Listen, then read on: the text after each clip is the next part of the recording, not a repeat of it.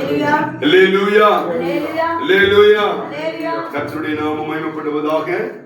தேவன் தந்த நல்ல இந்த ஸ்லாக்கியத்துக்காக சர்வவல்லமையுள்ள தேவனை நான் துதிக்கிறேன், ஸ்தோத்திரிக்கிறேன். கடந்த வந்த ஒவ்வொருவரையும் கர்த்தர் இயேசு நாமத்தில் உங்களை வாழ்த்து வரவேற்கிறேன். கர்த்தர் உங்களை ஆசீர்வதிப்பாராக. அல்லேலூயா. நாம் வாசித்த சங்கீதம் 4 அதனுடைய 3வது வசனத்தை நாம் வாசிப்போம். பக்தி உள்ளவனே, பக்தி உள்ளவனை கர்த்தர் தமக்காக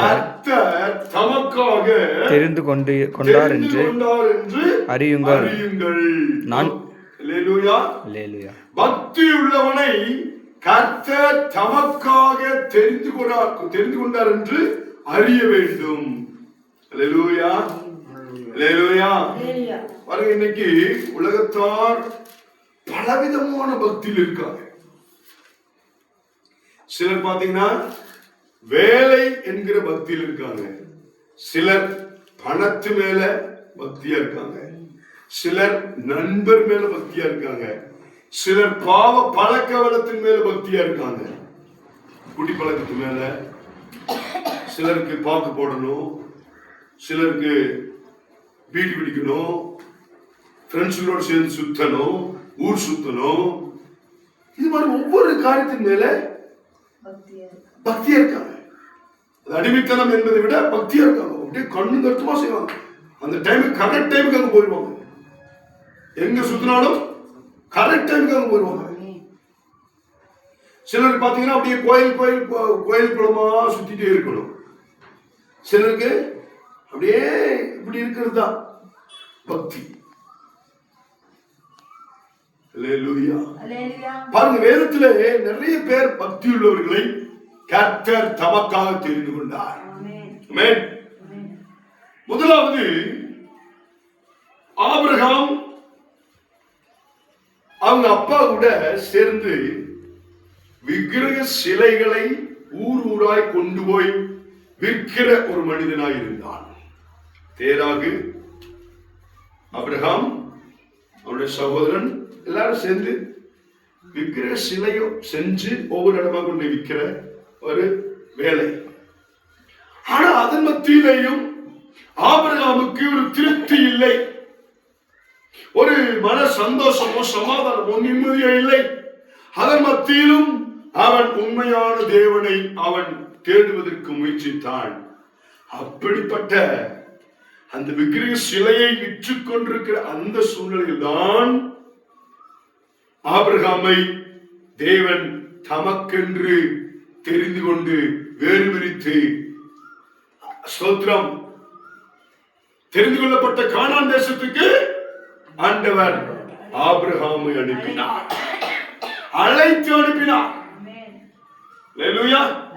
விக்கிரக சிலை மீது, விக்கிரகத்தின் மீது அவ்வளவு பக்தி வைராக்கியமா இருந்த அவனை அந்த சூழலிலிருந்து அவனை தெரிந்து கொண்டு வேறு பிரித்து அழைத்து ஆண்டவர், எந்த தேசத்துக்கு போறான்னு தெரியாது, எந்த இடத்துக்கு போறான்னு தெரியாது, ஆண்டவர் அழைச்சாரு, போக சொன்னாரு, போயாச்சு. ஆமென். போனபோது அவனும் அவன் சந்ததியும் அவன் குடும்பமும் ஆசீர்வதிக்கப்பட்டு செல்வ சீமானாய் ஆண்டவர் மாற்றினார். அல்லேலூயா. அப்ப பாருங்க, பக்தியுள்ளவனை கர்த்தர் தமக்காக தெரிந்து கொண்டார் என்று அறியுங்கள். அப்போ இவனை தெரிஞ்சு கொண்டதுனால, ஸ்தோத்திரம், இவன் போகிற இடங்களில் எல்லாம் எங்கெங்கெல்லாம் போறானோ, ஸ்தோத்திரம், முன்னாடி அவபக்தியா இருந்தான், உலகத்தின் மீதும் விக்கிரகங்கள் மீது அவபக்தியா இருந்தான்.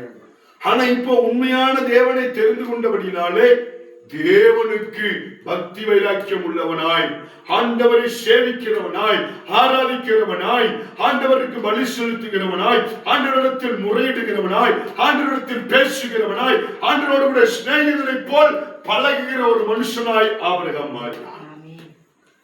அல்லேலூயா.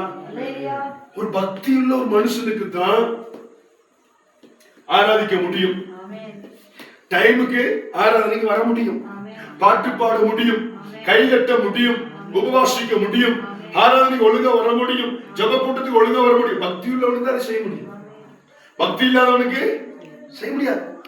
ஏதோ டைம் பாஸ்க்காக, ஏதோ ஏனோ தானுங்க அலட்சியமா நிர்விசாரமா கட்டாயத்தின் பேர்ல கடமைக்காக பாஸ்டர் வந்துட்டாரே, கூப்பிட்டாரே, சொல்லிட்டாங்களே அப்படிங்கிறதுக்காக செய்யறதெல்லாம் பக்தி அல்ல.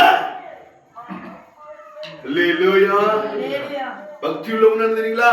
பாஸ்டர் வர்றதுக்கு முன்னாடியே வீடெல்லாம் சுத்தம் பண்ணி பாயெல்லாம் விரிச்சு பாஸ்டர் வர்றதற்கு எதிர்நோக்கி காத்து கொண்டிருக்க வேண்டும். அதுதான் பக்தி. அல்லேலூயா. அது ஞாயிற்றுக்கிழமை ஆகட்டும், வெள்ளிக்கிழமை உபவாச ஜெபம் ஆகட்டும், வியாழக்கிழமை இங்க வைக்கிற ஜெபம் ஆகட்டும், பக்தின்னு அதுதான் பக்தி. அல்லேலூயா. இந்த டைமுக்கு வருவாங்க, நம்ம பாட்டு பாட போறோம், நம்ம ஆராதிக்க போறோம், நம்ம ஜெபிக்க போறோம், நம்ம கர்த்தருடைய வார்த்தையை கேட்க போறோம். அல்லேலூயா. அல்லேலூயா. ஸ்தோத்திரம். நம்ம ஒரு காது குத்துக்கு, நம்ம ஒரு கல்யாணத்துக்கு இப்படி போவோமா? ட்ரெஸ் எல்லாம் உடுத்திட்டு சுகந்தன் இப்படி போவீங்களா? ஒரு சர்ட்டுன்னு ஒரு லுங்கி கட்டிட்டு கல்யாணத்துக்கு போவீங்களா? சுகந்தன் பிரதர் போவீங்களா? போக முடியாது. எப்படி போவீங்க? மாப்பிள்ளை மாதிரி போவீங்க. ஒரு கல்யாணத்துக்கு நல்ல ஷர்ட் போட்டு, நல்ல பேண்ட் போட்டு, நல்லா குளிச்சு, நல்லா பவுடர் எல்லாம் போட்டு, நல்ல செண்டல் அடிச்சு, பேண்ட் ஷர்ட் போட்டு, ஷூவெல்லாம் போட்டு நீட்டா போவோம். அப்போ ஒரு ஒரு கல்யாணத்துக்கு அவ்வளவு முக்கியத்துவம் கொடுக்கிறோம், ஒரு உலக காரியத்துக்கு அவ்வளவு முக்கியத்துவம் கொடுக்கிறோம்.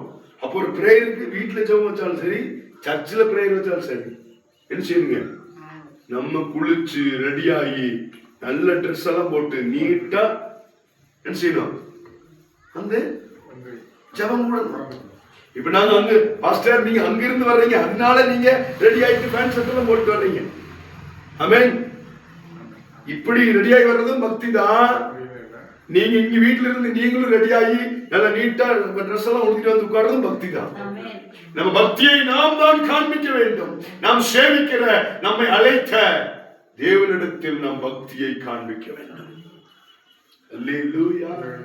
அப்ப பாருங்க, விக்கிரக ஆராதனை செய்து கொண்டிருந்த ஆபிரகாமை ஆண்டவர் தெரிந்தெடுத்து வேறு பிரித்தார். ஏன்னா நீ எனக்கு அவசியம், நீ எனக்கு தேவை.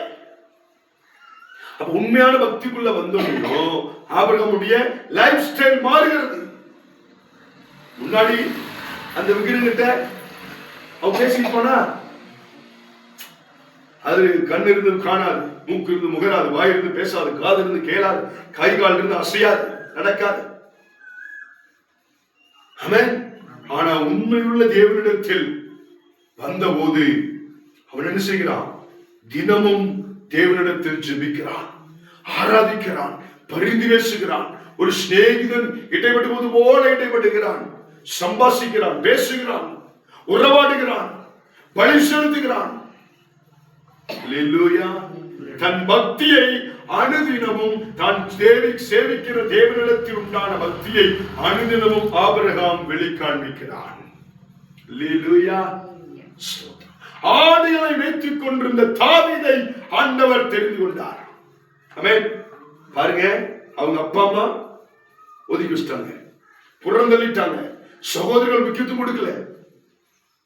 7 பேருக்கு முக்கியத்துவம் கொடுக்குறாங்க. எல்லாருமே அந்த தீர்க்கதரிசி முதற்கொண்டு, உலக ஜனங்கள் முதற்கொண்டு, அவங்களுடைய சகோதரர்கள் முதற்கொண்டு, அப்பா முதற்கொண்டு, அம்மா முதற்கொண்டு, எல்லாரும் முன்னாடி உள்ள அண்ணமார் 7 பேருக்கு முக்கியத்துவம் கொடுக்குறாங்களோ கொடுத்தாங்களோடைய தாவீதுக்கு முக்கியத்துவம் கொடுக்கல. எல்லாரும் அவனை ஒதுக்கி தள்ளினார்கள், புறந்தள்ளினார்கள், ஒதுக்கி வச்சிட்டாங்க. அல்லேலூயா.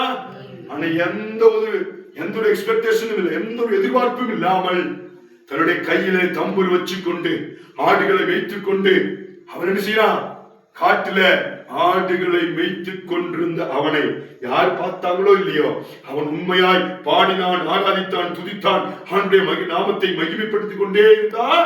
அந்த சிறுவனை, பக்தியுள்ள அவனை பார்த்து ஆண்டவர் தெரிந்தெடுத்து கொண்டு வந்து ஸ்தோத்திரம் ராஜா முன்னாடி நிறுத்தி யுத்தத்துக்கு அனுப்பி கோலியாத்தை ஜெயிக்க வைத்து அந்த அதே தேசத்திலே ஸ்தோத்திரம் ஆண்டவர் தாவீதை ராஜாவாய் மாற்றினார். அல்லேலூயா. அல்லேலூயா. நான் ஜெபிக்கிறது பாஸ்டர் பார்க்கணும், நான் ஜெபிக்கிறது பாஸ்டர்மா பார்க்கணும், நான் ஜெபிக்கிறது விசுவாசி பார்க்கணும், நான் ஜெபிக்கிறது பக்கத்து வீட்டுக்காரர் கேட்கணும், நான் ஜெபிக்கிறது ஸ்தோத்திரம் மற்றவங்க அறியணும், நான் சர்ச்சுக்கு போறது எல்லாம் தெரியணும். அல்லேலூயா. அல்லேலூயா. உண்மையாய் நாம் துதிக்கணும், உண்மையாய் நாம் ஆராதிக்கணும், உண்மையாய் ஆண்டவரை சேவிக்கணும், பயத்தோடு கூட அவரை சேவிக்கணும், நடுக்கத்தோடு கூட அவரை சேவிக்கும் போது அந்த பக்தியை பார்த்து ஆண்டவன் சிவாரே உயர்த்துவார். அப்போ யாரு பார்த்தாங்களோ, யார் என்னை அவங்க கவனிக்கணும் இவங்க கவனிக்கணும் அப்படியெல்லாம் பார்த்து பெயர் புகழுக்காக தாவீது எதையும் செய்யவில்லை. அவன் எப்பொழுதும் செய்யறது வரத செஞ்சுட்டே இருந்தான். தன் பக்தியை என்ன செஞ்சான்? தன்னுடைய செயல்முறை வடிவிலே, தன்னுடைய செயல்கள் மூலமாய், தன்னுடைய கிரியைகள் மூலமாய் காட்டுல இருக்கிற இடத்துல உண்மையா அந்த பக்தியை வெளிப்படுத்தினா ஆண்டவன் செஞ்சாரு. ஸ்தோத்திரம். அவன் அந்தரங்கமாய் செய்தான். யாரு பாக்குறாங்களோ இல்லையா அந்தரங்கமா செஞ்சான். ஆனா ஆண்டவரை அவனை தெரிந்தெடுத்து வேறு விரித்து அழைத்துக் கொண்டு வந்து பகிரங்கமாய் எல்லாரும் அறியப்படுகிற ரீதியிலே அவனை ராஜாவாய் உயர்த்தினார். பக்தி உள்ளவனை கர்த்தர் தமக்காக தெரிந்து கொண்டார்.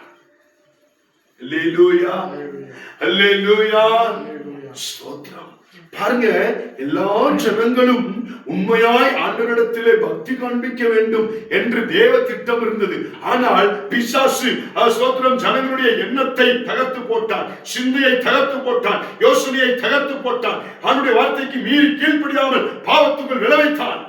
அதனால் மரணம் வந்தது, அதனால் வியாதி வந்தது, ஆண்டவருக்கு விஷயம் உண்டாயிற்று, சங்கடமாயிற்று. உடனே இந்த மனுகுலத்தை மீட்டெடுக்கும்படியாய் பக்தியுள்ள தன் குமாரனையே ஆண்டவர் இந்த உலகத்துக்கு அனுப்பினார். பக்தியுள்ள சொந்த குமாரனையே உலகத்துக்கு அனுப்பினார். இந்த பக்தியை என் குமாரன் மூலமாய் உலகம் அறியட்டும், ஜனங்கள் அறியட்டும், யூத ஜனங்கள் அறியட்டும், ஓ புறஜாதிகள் அறியட்டும், பாமர ஜனங்கள் அறியட்டும், ஏழை ஜனங்கள் அறியட்டும். எப்படி ஜெபிக்கணும், எப்படி உபாசிக்கணும், எப்படி சுவிசேஷம் அறிவிக்கணும், எப்படி ஜனங்களோடு கூட இடைபெற வேண்டும் என்கிற காரியத்தை தன் சொந்த குமாரனை அனுப்பி அந்த பக்தியை எல்லாருக்கும் கற்றுக் கொடுத்தார். இயேசு கிறிஸ்து அதனாலதான் ஒரு இடத்துல சும்மா இல்ல, ஒரு வீட்டுக்கு போனாலும் சரி, ஒரு படகுல பிரயாணம் பண்ணாலும் சரி, சீசர்களோடு பேசினாலும் சரி, பாமர ஜனங்களோடு பேசினாலும் சரி, எல்லா இடத்திலும் பிதாவினிடத்திலே வைத்திருக்கிற பக்தியை, ஓ ஆவியானவரோடு கூட வைத்திருக்கிற பக்தியை ஆண்டவர் என்ன செஞ்சாரு? கற்றுக் கொடுத்தார், வெளிக்காண்பித்தார். அல்லேலூயா. பக்தியுள்ளவனை கர்த்தர் தமக்காக தெரிந்து கொண்டார் என்று நீங்கள் அறியுங்கள். அதை பிதாவானவரும் பரிசுத்த ஆவியானவரும் குமாரனாகிய இயேசு கிறிஸ்து மூலமாய் வெளிப்படுத்தினார்கள். புதிய ஏற்பாடுல ஒரு பக்தியுள்ளவனை தேவனாகிய கர்த்தர் தெரிந்து கொண்டார். அவன் நியாயப்பிரமாணத்தின் மேல் பக்தியா இருந்தான். ஸ்தோத்திரம். மோசேயின் நியாயப்பிரமாணத்தின் மேல் பக்தியா இருந்தான். சட்ட புத்தகத்தின் மேல் பக்தியா இருந்தான். 10 கற்பனைகள் மேல் பக்தியா இருந்தான். அதுதான் உண்மை, அதுதான் சரி, அதுதான் அதன் பிரகாரம் நடக்கணும்னு சொல்லி செஞ்சான். பயங்கரமா கங்கணம் கட்டி தெரிஞ்சான். ஏசெல்லாம் பொய், சுவிசேஷம் எல்லாம் பொய், சபைகள் எல்லாம் பொய், சீசர்கள் எல்லாம் பொய் பரப்புகிறார்கள் என்று சொல்லி சோத்திரம் ஆதி திருச்சபைக்கு விரோதமாய், அப்போஸ்தலர்களுக்கு விரோதமாய், சீசர்களுக்கு விரோதமாய், விசுவாச குற்றங்களுக்கு விரோதமாய் அவர்களை பிடிக்கணும், அவர்களை கொல்லணும், சிறைச்சாலையை அடைக்கணும், சித்திரவதை செய்ய வேண்டும் என்று சொல்லி அப்படி ஒரு பக்தி வைராக்கியம் பாராட்டினார் சவுல். ஆமென். அல்லேலூயா. தமஸ்கு போற வழியிலே ஆண்டவர் தம்முடைய பிரகாசிக்கிற ஒளியை அவன் மீது பாய்ச்சி அவனை சந்தித்தார். அவசியமில்லாத காரியத்தில் நீ பக்தி உள்ளவனா இருக்கிற, நீ வா, என்னுடைய மகனாயிரு, எனக்கு ஊழியம் செய், என்னுடைய பிள்ளையாயிரு சொல்லி ஆண்டவர் அவனை தொட்டு தமக்கென்று தெரிந்து கொண்டார். பக்தியுள்ள அவனை தமக்கென்று தெரிந்து கொண்டார். அது நிமித்தமாக சிலுவையில் அறியப்பட்ட இயேசு கிறிஸ்துவை பிரதிபலிக்கிறவனாக, சுவிசேஷம் அறிவிக்கிறவனாக, சபை நிறுவனனாக, அநேக ஜனங்களை ஆதாயப்படுத்துகிறவனாக, அநேக ஊழியக்காரரை உருவாக்குகிறவனாக சவுலாகிய அவன் பவுலாய் மாறி நிறைய நிருபங்கள் எழுதி, நிறைய சபைகள் நிறுவி கர்த்தருக்கென்று இயேசு கிறிஸ்துவென்று ஊழியம் செய்து இரத்த சாட்சியாய் மரித்தான். அல்லேலூயா. அப்ப கவனிங்க, பக்தியுள்ளவனை கர்த்தர் தமக்காக தெரிந்து கொண்டார். இன்னைக்கு நமக்கும் பக்தி இருக்குதுன்னு நம்ம சொல்றோம், ஆனா உண்மையா அந்த பக்தியில் இருக்கிறோமா? உண்மையான பக்தி இருந்தா அதிகாலையில நம்ம ஜெபிப்போம், எந்திரிச்சு சொல்லி ஜெபிப்போம். உண்மையான பக்தி இருந்தா டைம் கிடைக்கும் போதெல்லாம் ஜெபிப்போம், டைம் கிடைக்கும் போதெல்லாம் பைபிள் வாசிப்போம், காலையில குடும்ப ஜெபம் செய்வோம், நைட்டுல குடும்ப ஜெபம் செய்வோம், வெள்ளிக்கிழமை உபவாசிப்போம், ஞாயிற்றுக்கிழமை சபைக்கு கடந்து செல்வோம். இது பக்தி. சமயம் கிடைக்கும் போது மற்றவர்களிடத்துல இயேசு கிறிஸ்துவை குறித்து சுவிசேஷம் அறிவிப்போம். தெரியாதவங்களுக்கு இயேசுவை குறித்து சொல்லி நம்முடைய சாட்சியை குறித்து சொல்லி அவங்களை கிறிஸ்துவின் அண்டையிலே கூட்டிக் கொண்டு வருவோம். வீட்டுல ஜெபம் நடக்குதா, பாஸ்டர் வர்ற நிற்கிறாரா, பக்கத்து ஜனங்களுக்கு சொல்லி கூட்டு வருவோம். அதுதான் பக்தி. இன்னைக்கு நமக்கு கொடுக்கப்பட்ட பக்தி. பக்தியுள்ளவனை கர்த்தர் தமக்காக தெரிந்து கொண்டார் என்று அறியுங்கள். நீயும் நானும் பக்தியுள்ளவன் என்று சொல்லுகிறோம். இந்த பக்தியை நம்ம எப்படி வெளிப்படுத்துறோம்? இன்னைக்கு உண்மையா வெளிப்படுத்துறோமா? இன்னைக்கு உண்மையா வெளிப்படுத்துறோமா? ஒரு வீட்டு ஜெபத்துல, ஒரு உபவாச ஜெபத்துல, ஒரு ஆராதனையில, ஒரு குடும்ப ஜெபத்துல, தனி ஜெபத்துல, பாட்டு பாடும் போது, ஆராதிக்கும் போது, துதிக்கும் போது, அவருடைய நாமத்தை மகிமைப்படுத்தும் போது இந்த பக்தியை நாம் வெளிப்படுத்துகிறோமா? ஆபிரகாம் வெளிப்படுத்தினான், தாவீது வெளிப்படுத்தினான், குமாரனாகிய இயேசு கிறிஸ்து வெளிப்படுத்தினார், அப்போஸ்தலனாகிய பவுல் வெளிப்படுத்தினார், இயேசு கிறிஸ்துவின் சீஷர்கள் எல்லாரும் வெளிப்படுத்தினாங்க. ஆதி திருச்சபை வெளிப்படுத்தினது, மிஷனரிமார்கள் வெளிப்படுத்தினார்கள், தேவனுடைய உண்மையான பிள்ளைகள் வெளிப்படுத்திக் கொண்டிருக்கிறார்கள்.